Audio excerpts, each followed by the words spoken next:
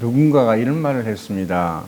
기도할 때 가장 큰 응답은 무엇이겠느냐고, 기도의 최고의 응답은 무엇이냐고 물었습니다. 그럴 때 기도의 최고의 응답은 깨달음이라고 합니다. 누가복음 24장 45절 말씀에 보면 이에 그들의 마음을 열어 성경을 깨닫게 하시고, 마음을 열어 깨닫게 하시는 분이 오늘 우리와 함께 하시는 줄 믿습니다. 아멘. 주님께서 우리의 마음을 열어주십니다. 아멘. 말씀을 통해서 찾아오셔서 우리의 마음을 열어주시고, 말씀을 통해서 우리를 깨닫게 해주시고, 믿음의 삶, 삶의 목적을 깨닫고 하나님의 사람으로 살아가기를 원하시는 줄로 믿습니다. 오늘도 말씀 들을 때 주님의 큰 은혜와 깨달음이 넘치는 시간 될 수 있기를 바랍니다. 사도 바울이 신약 성경 중에 27권 중에 13권의 서신을 썼습니다. 그가 주님을 만나고 은혜를 받고 그리스도의 복음을 전했는데, 바울이 2차 전도 여행을 한 곳이 에베소 교회입니다. 에베소에서 복음을 전했습니다. 복음을 전하고 난 다음에 거기에서 한 3년간 복음을 전했는데, 그 이후에 믿음의 아들 디모데가 와서 에베소에서 복음을 전해 갑니다. 그럴 때 오늘 디모데서를 써서 그에게 믿음의 사람으로 어떻게 목회를 하고 어떠한 영적인 방법으로 하나님의 교회를 이끌어 가야 할 것인가에 대해서 권면하는 말씀이 오늘 본문 말씀입니다. 디모데전서 1장 18절에도 보면 아들 디모데야, 내가 내게 이 교훈으로서 명하노니 전에 너를 지도한 예언을 따라 그것으로 선한 싸움을 싸우며, 또 오늘 본문 말씀 6장 12절에도 보면 너 하나님의 사람아 믿음의 선한 싸움을 싸우라, 이렇게 말씀하고 있습니다. 이것은 주님이 우리에게 명령하신 믿음의 싸움, 영적인 싸움이기에 거룩한 싸움입니다. 이 싸움이라는 것은 마귀와의 싸움, 죄악과의 싸움, 정욕과의 싸움, 세상과의 싸움이 모두 거룩한 믿음의 싸움입니다. 영적인 전쟁입니다. 이 믿음의 싸움을 싸울 때 대충 싸우는 것이 아니고 치열함이 있어야 합니다. 치열할 때 불이 일어나고 뜨거움이 넘치고, 그렇기 때문에 믿음의 사람은 대충 사는 것이 아니라 하나님의 은혜로 말미암아 성령의 불로, 열정의 불로 믿음으로 선한 싸움을 싸워나가야 될 줄로 믿습니다. 그러면 믿음의 선한 싸움을 잘 싸우려면 어떻게 해야 되겠느냐? 오늘 말씀 보면 두 가지를 말씀하고 있습니다. 피할 것은 피하고 따를 것은 따라라.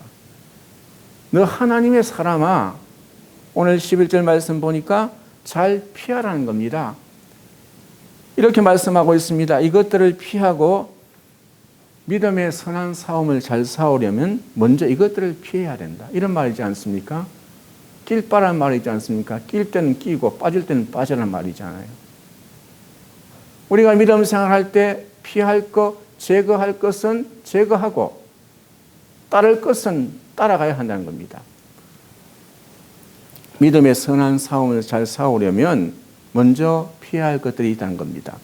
우선 공격을 잘 피해야 됩니다. 사탄 마귀의 공격이 오면 집요한 공격을 잘 알고 그것을 잘 막아내야 한다는 것입니다. 중국 고대 병법 중에 손자병법이라는 책이 있습니다. 그 책에 36개라는 지략이 있습니다. 이 말은 뭐냐면 36가지의 계책이 있는데 6가지 모델 케이스, 상황 케이스 바이를 모아놓고 6가지 계책을 세운 거예요. 그게 36가지이기 때문에 36개 그럽니다. 36개의 계획이라고 해서. 그런데 우리는 이걸 어떻게 합니까? 무슨 일을 하고 도망가는 걸 36개 놓는다 이런 말을 하지 않습니까? 36개라는 것은 손자병법에 나오는 36가지의 전쟁에서 계략이라 합니다. 그 마지막에 36개라는 것은 도망가라, 피하라는 말입니다. 이게 중요한 전략인데 상대방이 강할 때 피하는 것이 상책이라고 합니다. 사탄은 우리가 직접 맞서서 싸울 상대가 아닙니다. 힘이나 지략이나 모든 면에서 우리보다 뛰어납니다. 그래서 피해야 됩니다. 그럼 피해서 우리는 어디 가야 되느냐? 시편 2장 12절 2편 12절 말씀 보니까 여호와께 피하는 사람은 복이 있도다. 피하는데 도망가는데 다른 곳으로 도망가는 것이 아니라 여호와의 말씀 앞으로 주님 앞으로 피하는 인생이 되라는 것입니다. 그러면 어떻게 피해야 할 것인가? 이것들을 피하라고 했는데 오늘 11절 말씀에 이것들이라는 것을 피한다는 것은 앞에 말씀 디모데전서 6장 3절부터 10절 말씀에 나오는 내용입니다. 그 내용을 두 가지로 구분해 보면 3절 말씀 보면 이렇게 말씀하고 있습니다. 누구든지 다른 교훈을 따르며 바른 말 곧 우리 주 예수 그리스도의 말씀과 경건에 관한 교훈을 따르지 아니하면 한마디로 말하면 사탄이 여러 사람을 통해서 우리의 마음과 생각을 뒤흔드는 공격을 한다는 것입니다. 이것을 간파하고 우선 피하라는 것입니다.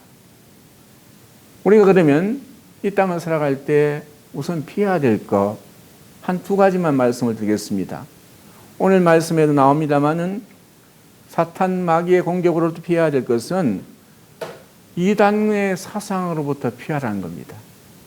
여러분 이단들이 많습니다. 성경 공부하자, 이거 하자, 저거 하자, 변론하자 이렇게 이야기할 때가 있을 겁니다. 그럴 때 같이 맞장구 칠 것이 아니라 그들의 전략이 있으니까 거기에 아무리 뛰어난 사람이라도 말을 하면은 자기 전략을 가지고 프레임을 갖고 나오기 때문에 우리가 이길 수 없어요. 그때는 피하라는 겁니다. 두 번째 우리가 피해야 될 것은 그 사이 인터넷이나 유튜브나 기독교를 공격하는 사이트의 영상이 많이 SNS나 여러 곳에서 올라오고 있습니다. 이것을 피하라는 겁니다. 이것을 기독교를 개혁하고 그리스도인들이 회개하도록 촉구하려고 만든 것이 아니라 그 목적이 아니라 그 뒤에는 엄청난 사탄의 배후가 있기 때문에 이것을 피하라는 겁니다. 또 하나는 우리의 마음을 뒤흔드는 공격이 있다는 겁니다. 9절 말씀 보면 부하려는 자들은 시험과 올무와 여러 가지 어리석고 해로운 욕심에 떨어지나니 곧 사람으로 파멸과 멸망에 빠지게 하는 것이라. 한마디로 말하면 사탄이 우리의 욕망을 부추겨서 우리의 마음을 뒤흔드는 공격을 해온다는 것입니다. 이런 것을 간파하고 어떻게 해요? 피하라고 말씀합니다. 한자 고사성어 가운데 견물생심이라는 말이 있습니다. 물건을 보면 그것을 가지고 싶은 욕심이 생긴다는 뜻이 견물생심입니다. 우리가 무엇인가를 보면 마음이 움직입니다. 이것이 인간의 인지상정입니다. 보는 그것이 탐나는 것이면 마음의 욕심의 파도가 칩니다. 그러면 내 힘으로 진정하기가 쉽지 않습니다. 그래서 그런 보는 것을 피해야 한다는 것입니다. 사무엘하 11장에 보면 다윗에게 그의 인생에서 가장 삭제하고 싶은 이야기, 흑역사가 기록되어져 있습니다.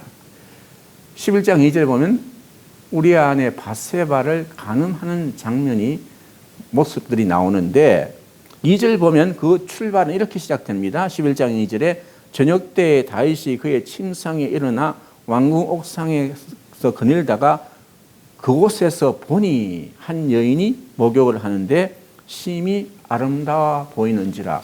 그곳에서 보았다. 볼 수도 있습니다. 그런데 문제는 계속 보았고 유심히 보았다는 것입니다.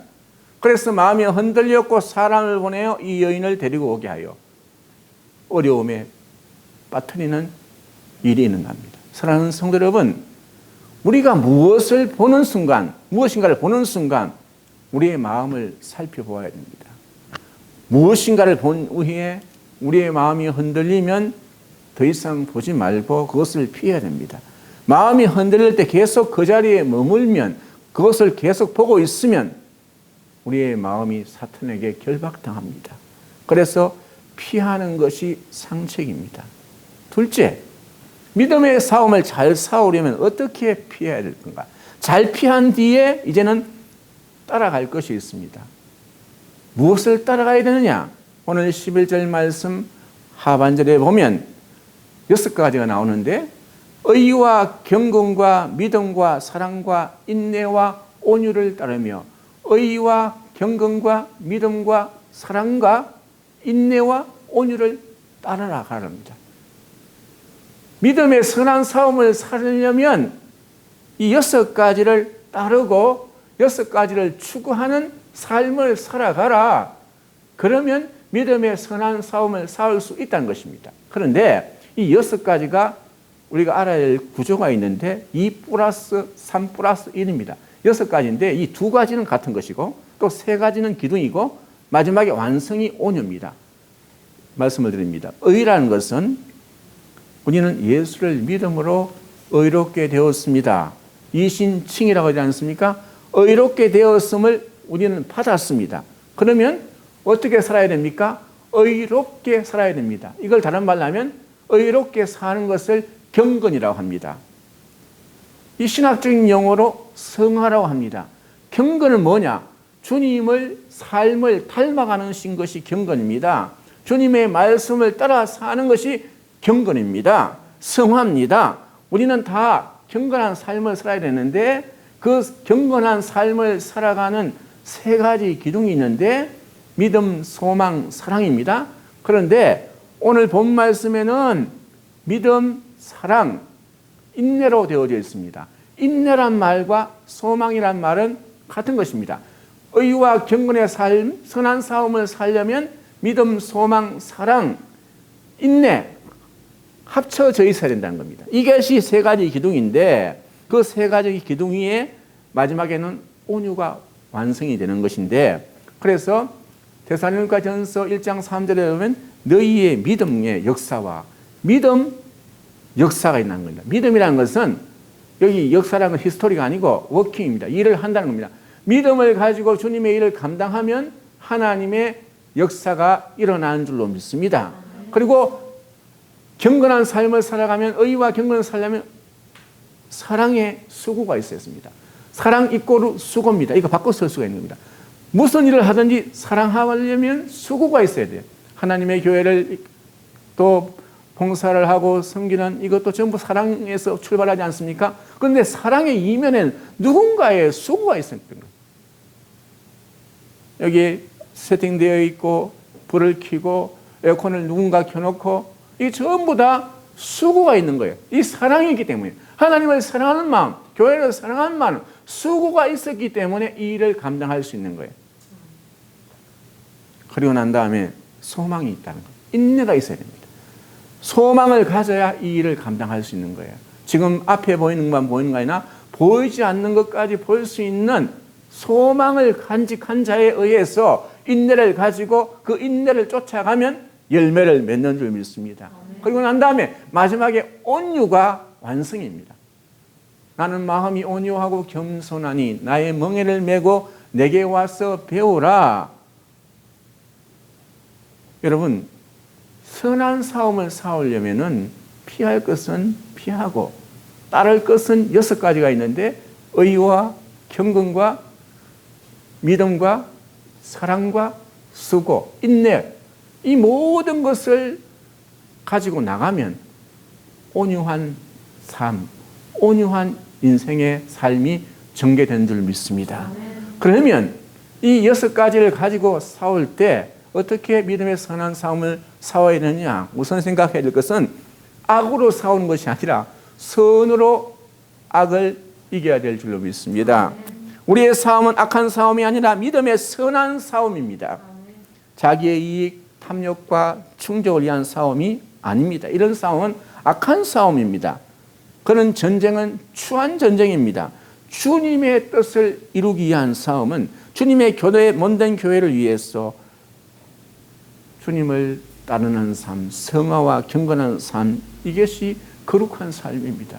여러분, 시스템이 좋다고 거룩하게 되는 게 아닙니다. 법을 가지고 있다고 되는 게 아닙니다.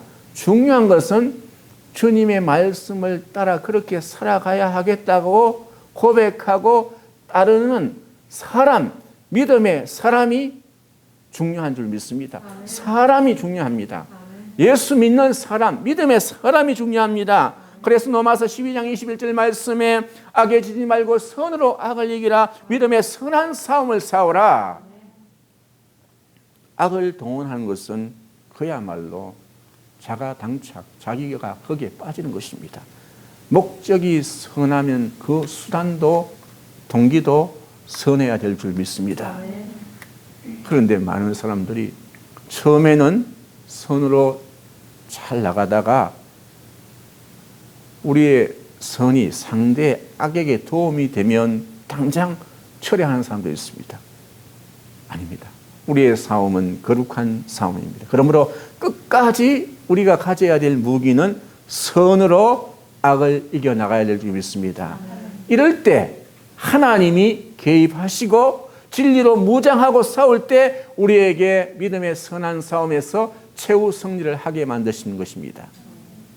그러면 두 번째, 어떻게 싸워야 되느냐? 이 실력으로 싸워야 됩니다. 이 실력, 믿음 위에 실력이 있어야 돼요. 자기 맡은 분야에 실력이 있어야 됩니다. 헛새나 입이 아니라 정직과 믿음과 실력으로 싸워야 되는데 실력으로 맞으면 세상도 우리를 비웃지 못합니다. 의외로 우리는 실력이 약할 때가 많습니다. 노력하지 않고 주님이 다 해주시겠지. 때가 되면 천만의 말씀. 이것은 하나님을 만홀히 여기는 것입니다.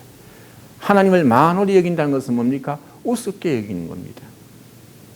심지 않고 수확을 기대할 수 없습니다. 열심히 하지 않으면 좋은 결과를 기대할 수 없습니다. 우리가 하나님 앞에 심고 기도하면 거기서 놀라운 시너지가 발생하는 것입니다. 여러 가지 실력을 쌓아야 되는데 우리 믿음의 사람은 기도의 실력을 쌓아야 됩니다. 주님은 대충 적당히 말씀하지 않았습니다. 쉬지 말고 기도하라. 구하고 찾고 두드리라. 이것이 계속해서 이어질 때 이게 믿음의 사람에게는 기도의 실력이 되는 줄 믿습니다. 하나님 말씀의 실력을 살 수 있기 바랍니다. 말씀을 읽고 듣고 그 말씀이 나의 삶의 방향을, 그 말씀의 내용이 분명히 성취된다는 것을 믿고 나가는 말씀의 실력을 쌓아나갈 수 있기를 바랍니다. 감사의 실력을 쌓아야 됩니다. 어떤 일을 만나도 믿음의 사람이 가는 길에는 하나님의 은혜가 있다. 합력하여 선을 이룬다. 감사할 수 있기를 바랍니다. 여러분, 모세라는 인물이 어떤 인물이었습니까? 그는 화도 잘 내고 불과 같은 사람이었습니다.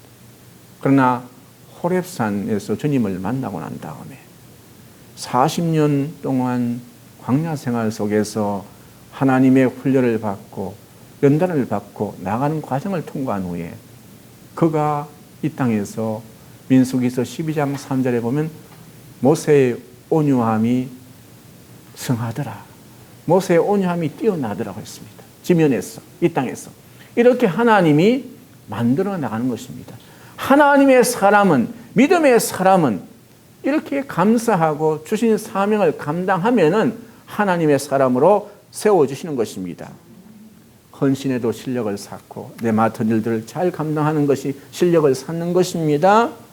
말씀의 실력을 쌓았던 것이 그 말씀을 따라가겠다고 살아내 보겠다고 주님 말씀에 순종하는 삶의 실력을 쌓을 수 있길 바랍니다. 우리는 믿음의 실력으로 승부하는 것입니다. 주님이 원하신 것이 바로 이런 것들입니다. 마지막으로 우리는 믿음으로 선한 싸움에서 이겨야 됩니다. 12절 말씀, 믿음의 선한 싸움을 싸우라, 영생을 취하라, 이를 위하여 내가 부르심을 받았고 많은 증인 앞에서 선한 증언을 하였도다. 너 하나님의 사람, 하나님 사람아, 이렇게 믿음의 선한 싸움을 싸우라는 겁니다. 믿음은 시선이 중요합니다. 시선은 방향을 결정합니다. 무엇을 쳐다보느냐에 따라서 방향이 결정됩니다. 시선의 방향이 오른쪽을 보면 오른쪽으로 하고 왼쪽으로 보면 왼쪽으로 갑니다. 이렇게 이야기를 하니까 어떤 사람이 이렇게 이야기해요. 한강에 가니까 뒤로 가던데 앞으로 안 가고 시선이 앞에 있는데 뒤로 간다. 그건 예외고 정말 중요한 것은 시선이 중요합니다. 신앙은 모든 시선을 주님께 집중하는 것입니다. 세상 마귀 사탄은 우리의 시선을 강탈하려고 합니다. 여러분 삶에서나 어느 자리에 있든지 여러분의 시선과 마음이 강탈당하지 않길 바랍니다. 빼앗기지 않길 바랍니다. 많은 사람들이, 이 시대에 살아가는 사람들이 이 시선이 엉뚱한 곳에 빼앗길 때가 많습니다. 그래서 히브리서 12장 2절 오늘 우리가 함께 읽은 본 말씀, 믿음의 창시자요 완성자이신 예수를 바라봅시다. 그는 자기 앞에 놓여 있는 기쁨을 내다보고서 부끄러움을 마음에 두지 않으시고 십자가를 참으셨습니다. 그리하여 그는 하나님 보호자 우편의 오른쪽에 앉아 계십니다. 말씀하고 있습니다. 사무엘상 17장을 보면 믿음으로 소년 다윗이 블레셋 장수 골리앗을 이긴 모습이 나옵니다.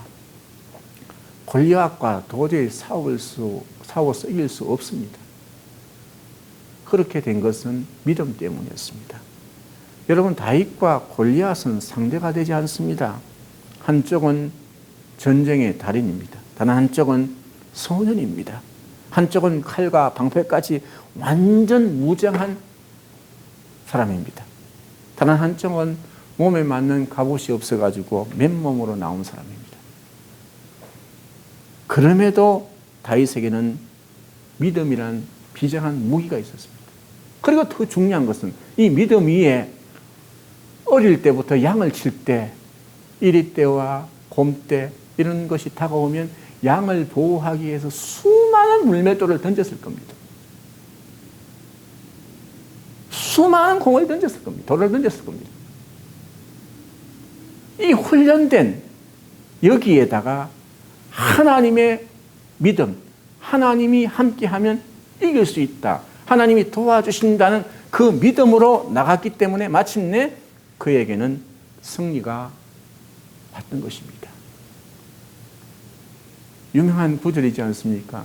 사무엘상 17장 45절 다윗이 블레셋 사람에게 이르되 너는 칼과 단창으로 내게 오거니와 나는 너가 모욕하는 이스라엘 군대의 하나님의 이름으로 내게 가노라.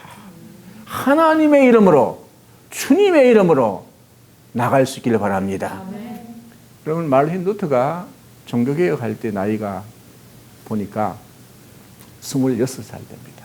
1517년 종교개혁을 했지 않습니까? 물론 그 전에 중세의 잘못된 모습들 속에서 많은 사람들이 어려움을 당하고 핍박을 받았습니다마는 26세에 종교개혁을 했는데 그가 내 기치는 오직 믿음이라는 그 기치로 거대한 로마 가톨릭과 싸워 이겼습니다. 루트는 다윗보다 더 자이언트 거인 중세의 교권과 싸워서 이겼습니다. 오직 믿음 하나로 이겼습니다. 그런데 그가 그 중세의 거인, 중세 가톨릭을 무너뜨린 것은 딴 게 아닙니다. 성경 말씀, 그 말씀을 그대로 믿었기 때문입니다. 복음에는 하나님의 의가 나타나서 기록된 바 오직 의인은 믿음으로 말미암아 살리라. 로마서 1장 17절 말씀입니다. 다른 텍스트 아니에요. 다른 무기가 아니에요. 그 큰 교권을, 중세 가톨릭을 무너뜨릴 수 있었던 것은 하나님의 말씀, 그 말씀에 내용과 말씀의 약속이 그대로 이루어진다는 믿음이 있었기 때문에, 사랑하는 성도 여러분, 예수 믿는다는 것은 주님이 하신 말씀 속에 그 약속이, 그 내용이 이루어진다는 것을 믿고 그 능력 의지하며 살아가는 삶인 줄 믿습니다. 예수님을 바라보면, 주님 의지하고 살아가면 믿음의 선한 싸움에서 이깁니다. 주님이 우리를 바라본다고 생각하면 넘어지지 않습니다. 승리합니다. 믿음이 이깁니다. 내가 주님을 바라보고 믿음의 선한 싸움을 쌓아나가면 주님도 우리를 바라보고 계십니다. 주님이 여러분을 돌봐주십니다. 이런 은혜가 여러분과 함께 하시길 바랍니다.